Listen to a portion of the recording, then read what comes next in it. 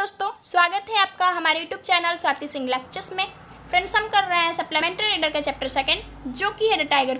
Friends, हम इसका short answer type question कर रहे हैं और क्वेश्चन नंबर 7 तक हमने ऑलरेडी कंप्लीट कर लिया है।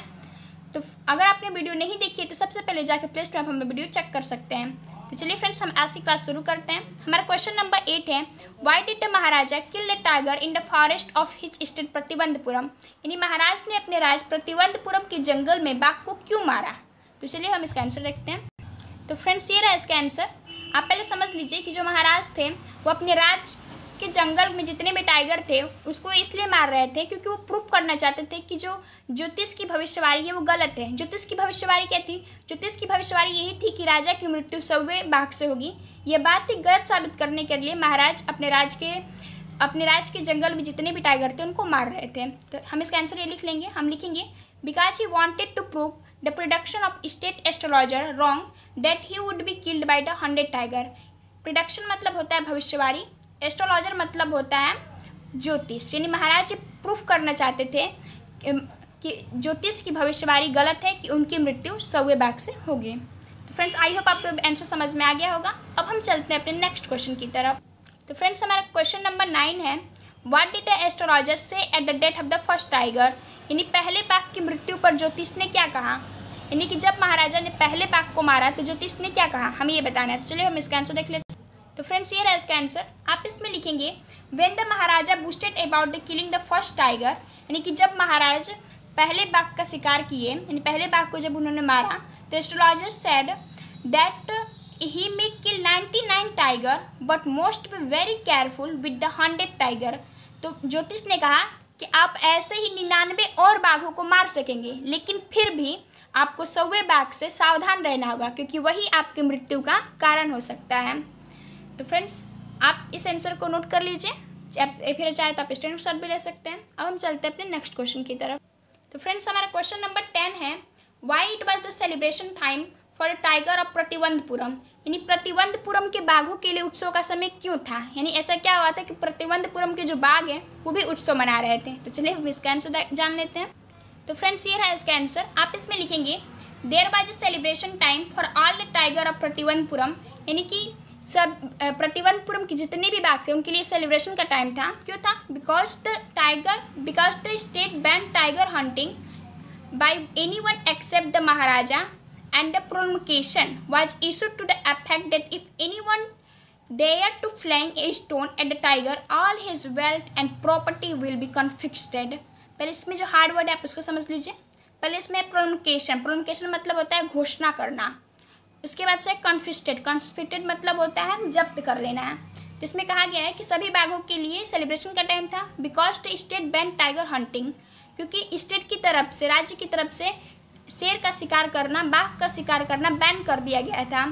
बाय एनीवन, किसी के भी, कोई भी बाघ का शिकार नहीं कर सकता था एक्सेप्ट द महाराजा, सिवाय महाराजा के। And the proclamation was issued to the effect that if anyone dare to flying a stone at a tiger.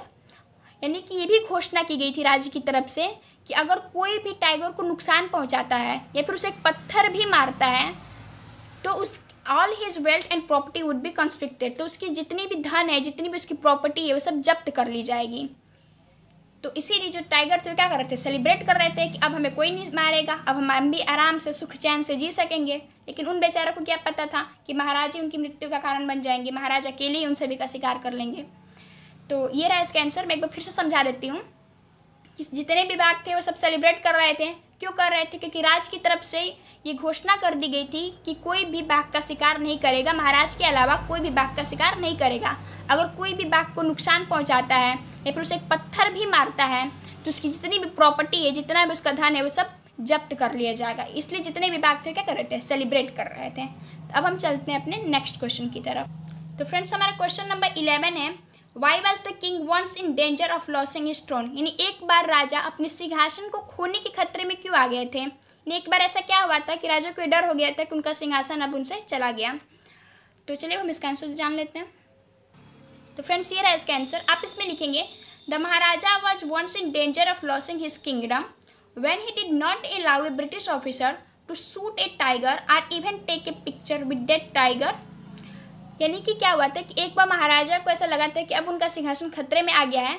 ये तब हुआ था कि जब उनके राज्य में एक ब्रिटिश ऑफिसर आया था और उसने कहा था कि मैं एक टाइगर का शिकार करना चाहता हूँ, लेकिन महाराजा ने अलाउ नहीं किया था, यानी परमिशन नहीं दी थी।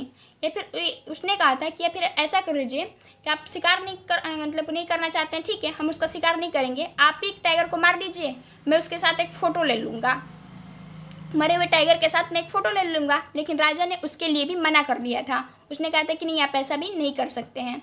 इसी वजह से क्या होता है कि उनका सिंहासन जो था वो खतरे में आ गया था। तब लिख लेंगे दस his kingdom was in danger. इसी वजह से उनका राज्य खतरे में आ गया था। भाई ब्रिटिश जो ऑफिसर था उसको मना किए हैं, तो उनको डर था कि कहीं ये इससे हमारा सिंहासन न चला जाए। तो आई होप आपको आंसर समझ में आ गया होगा। अब हम चलते हैं अपने नेक्स्ट क्वेश्चन की तरफ। तो फ्रेंड्स, हमारा क्वेश्चन नंबर 12 है, how did the king save his throne, यानी राजा ने अपने सिंहासन को, अपने राज्य को कैसे बचाया। How much loss did he bear, और उसके लिए उन्हें कितने नुकसान झेलना पड़ा, यानी राज्य को बचाने के लिए उनको कितना नुकसान हुआ, ये हमें बताना है। पिछले हम इसका आंसर देख लेते हैं। तो फ्रेंड्स, ये रहा इसका आंसर। आप इस पर लिखेंगे, as the Maharaja did not want to upset the British officer and risk losing his kingdom, यानी कि दोस्तों जो महाराजा थे वो नहीं चाहते थे कि जो ब्रिटिश ऑफिसर है वो अपसेट हो, मैंने उदास होकर जाए यहाँ से। इससे क्या हो जाएगा, उनके राज्य पे खतरा हो जाएगा, राज्य के खोने का खतरा हो जाएगा। क्योंकि हमने अभी अपने पिछले क्वेश्चन में देखा कि वो जो ब्रिटिश ऑफिसर था वो चाहता था कि वो बाघ का शिकार करे या फिर मरे हुए बाघ के साथ एक फ़ोटो ले ले, लेकिन राजा ने उसके मना कर दिया था। तो राजा नहीं चाहते थे कि वो उदास होकर यहाँ से जाए, क्योंकि इससे क्या हो जाएगा, उनके राज्य को खोने का खतरा हो जाएगा। इसलिए उन्होंने क्या किया, so he sent about 50 sample of expensive diamond ring to the officer's wife in the hope that she would keep 1 or 2 ring. इसलिए उन्होंने क्या किया कि जो ऑफिसर था, जो ब्रिटिश ऑफिसर था, उसकी पत्नी को उन्होंने कम से कम 50 एकदम जो महंगे वाले डायमंड के जो रिंग होते हैं उसके सैंपल उन्होंने भेज दिए, और इस आशा में भेजें कि वो 1 या 2 ले लेंगी या बाकी सब हमें वापस कर देंगी। लेकिन हुआ इसका उल्टा। हुआ क्या, but the greedy lady kept all his ring, लेकिन जो पत्नी थी उनकी, उन्होंने क्या किया कि सारे जो रिंग थे वो रख लिए। इससे क्या हुआ, the Maharaja lost 3 lakh rupees but he manage to retain his kingdom. इससे महाराजा को 3 लाख रुपयों का नुकसान हुआ, लेकिन फिर भी उन्होंने अपने राज्य को तो बचा ही लिया ना।